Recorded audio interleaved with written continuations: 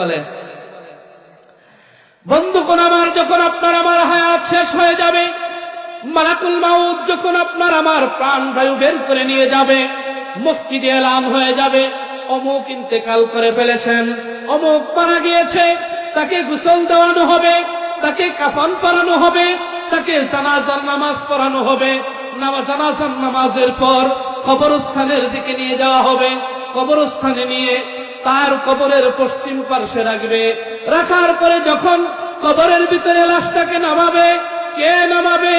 হয়তোবা বাবার লাশটা সন্তান কবরের ভিতরে নামাবে, দাদার লাশটা হয়তোবা নাতি কবরের ভিতরে নামাবে, হয়তোবা চাচার লাশটা ভাতিজা কবরের ভিতরে নামাবে, হয়তোবা ভাই ভাইয়ের লাশটা কবরের ভিতরে নামাবে, হয়তোবা বন্ধু বন্ধুর লাশটা কবরের ভিতরে নামাবে, হয়তোবা উস্তাদ ছাত্রের লাশটা কবরে নামাবে, অথবা ছাত্র উস্তাদের লাশটা কবরের ভিতরে নামাবে, হয়তোবা প্রতিবেশীর লাশটা কবরের ভিতরে নামাবে, হয়তোবা নিকটতম আত্মীয়র সবচেয়ে যার গভীর সম্পর্কের সবচেয়ে যিনি নিকটতম, উনি কবরের ভিতরে লাশটাকে নামাবে। কবরের ভিতরে লাশটাকে নামিয়ে যখন তার সিনার ভিতরে হাত দিয়ে বলবেন বিসমিল্লাহি ওয়া আলা মিল্লাতি রাসূলিল্লাহ, অন্য রিওয়ায়াতের ভিতরে আছে বিসমিল্লাহি ওয়া বিল্লাহি ওয়া আলা মিল্লাতি রাসূলিল্লাহ। এই কথা বলে যখন আপনাকে আমাকে চাটিয়া দিয়ে ঘুরিয়ে যখন কবরের উপরের ভিতরে উঠবে, উঠার পরে যখন আপনি আমি 3 মুষ্টি মাটি দেব, একটা দোয়া পড়ে, যেটা হলো মিনহা খালাকনাকুম ওয়া ফিহা নুঈদুকুম ওয়া মিনহা নুখরিজুকুম তারাতান উখরা। আমরা এখানে একটা সুন্নতের খেলাফ করে থাকি। সুন্নতের খেলাফ হলো আমরা 3 বার দোয়া পরে 3 মুষ্টি মাটি দেই, কি বলেন?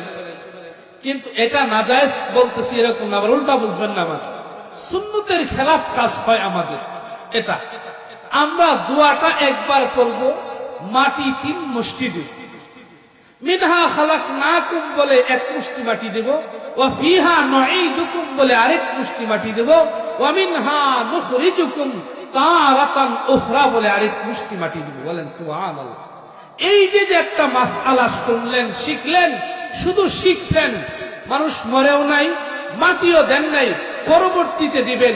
এই শিখাতেই একটা মাসআলাতেই আল্লাহ তাআলা 70,000 নফল রাকাত নামাজ পড়লে যে সওয়াব হবে, এই পরিমাণ সওয়াব আপনার আমার আমল নামায় আল্লাহ দিয়েছেন। বলেন সুবহানাল্লাহ।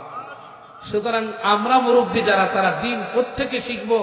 ওয়াজ ও নসিহতের মধ্য থেকে শিখবো, দাওয়াত ও তাবলীগের মেহনতের মাধ্যমে শিখবো। এজন্য আমরা আজ থেকে যারা জানলাম এই সুন্নতের উপর আমল করব, দোয়া একবার করব, মাটি 3 মুষ্টি দেব। কি বলে? যখন আপনার আমার কবরের ভিতরে আত্মীয় স্বজন ভাই বেরাদর 3 বার 3 মুষ্টি মাটি দিয়ে একবার দোয়া পড়ে যখন কবর ছেড়ে চলে আসবে, কবর ছেড়ে যখন চলে আসবে, ভাই ভাইয়ের জন্য ক্রন্দন করবে, সন্তান পিতার জন্য ক্রন্দন করবে, দাদা নাতির জন্য ক্রন্দন করবে, নাতি দাদার জন্য ক্রন্দন করবে, ভাই ভাইয়ের জন্য ক্রন্দন করবে, চাচা ভাতিজার জন্য ক্রন্দন করবে, ভাতিজা চাচার জন্য ক্রন্দন করবে। ক্রন্দন করতে করতে মহব্বতের টান, ক্রন্দন করতে করতে কবর থেকে চলে আসবে। একজন কবি বলেন, মরনে वाला सब कोई है, जीने वाला कोई नहीं, रोने वाला सब है लेकिन जाने वाला कोई नहीं।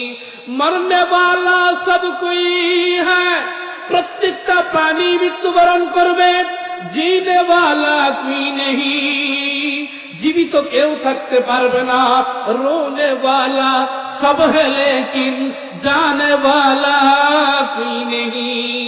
প্রত্যেকেই নিকটতম আত্মীয় কবর থেকে ক্রন্দন করে করে চলে আসবে, কিন্তু আপনার সাথে একজনও কবরে যাবে না। কার জন্য আপনি এই মাথার ঘাম পায়ে পরিশ্রম করে আপনি সম্পদ উপার্জন করলেন, হালাল হারামটাকে দেখলেন না, নামাজ পড়ার সুযোগ পাইলেন না। আমি কথা শেষ করতেছি।